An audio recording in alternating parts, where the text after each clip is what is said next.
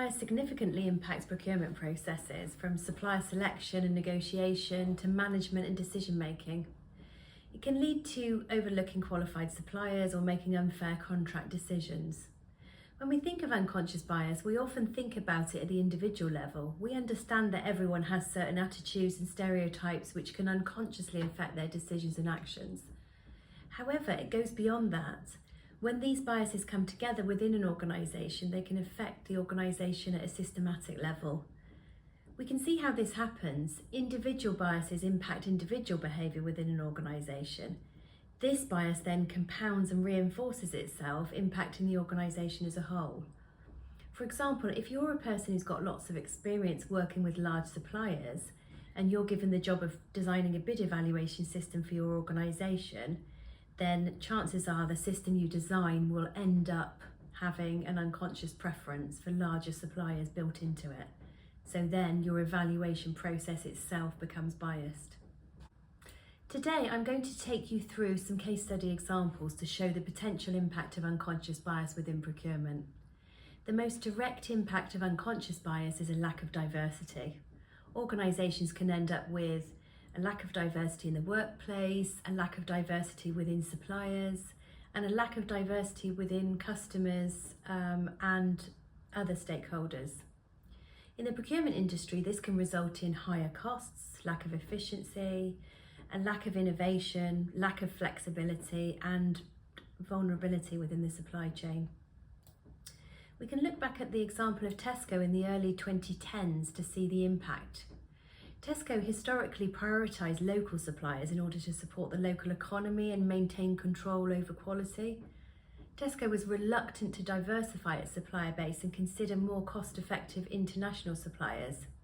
However, at times, this approach led to higher procurement costs and operational inefficiencies, which contributed to financial strains. It was only after a major accounting scandal and subsequent strategic shifts that Tesco began to improve its supplier relationships. They began to consider more diverse sourcing options, ultimately enhancing efficiency and reducing costs, and this took time. By contrast, organisations who are able to capitalise on diversity can expand their supplier pool and give themselves a competitive advantage. Procter & Gamble, a multinational consumer goods corporation, has a strong commitment to supplier diversity, for example.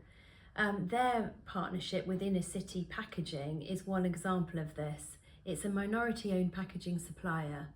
The partnership has allowed Procter & Gamble to reduce packaging costs while maintaining high-quality standards. By leveraging the unique capabilities and competitive pricing offered by Inner City Packaging, Procter & Gamble achieved significant cost savings and enhanced supply chain resilience. So we can see that diversity within procurement not only promotes inclusivity, but also has significant market benefits. But there's more to consider than lack of diversity. Some other negative impacts of unconscious bias include moral and ethical concerns, reputational damage, and even legal action.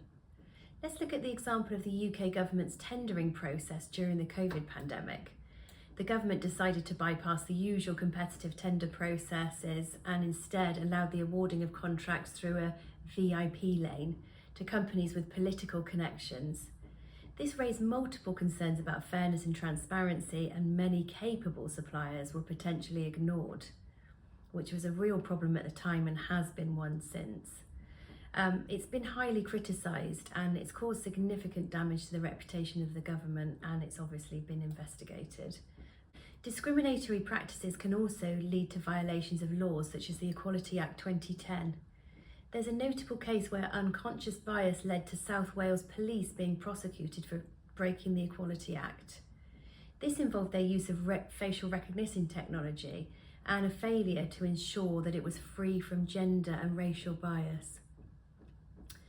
This underlines the importance of rigorous bias mitigation strategies in the implementation of new technologies.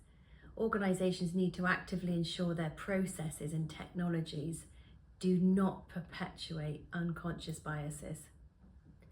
Now, let's consider how unconscious bias contradicts principles of fairness and equity, raising ethical concerns within and outside the organisation. In 2017, Uber faced significant scrutiny for gender discrimination and sexual harassment. Their hiring and promotion practices often favoured men. This resulted in a lack of diversity in leadership positions. Their unconscious bias not only marginalised women, but also perpetuated a toxic work culture.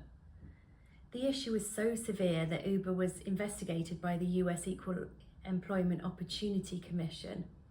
The result was that they agreed to pay $4.4 million and committed to implement extensive changes to prevent such behaviour in the future. So we've seen lots of examples of the significant impact of unconscious bias at the organisational level. But if you remember from the diagram at the beginning, it all starts with an individual unconscious bias. When we're thinking about unconscious bias in procurement, we also need to consider how our own bias affects the workplace.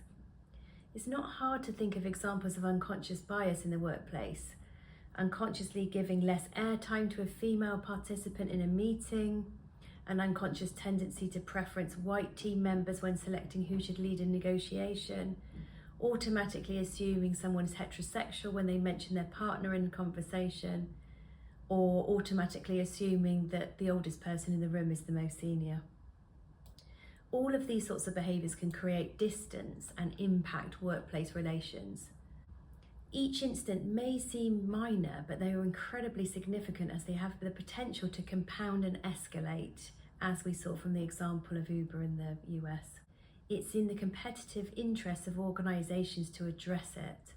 And of course, it's also a moral and legal obligation to do so.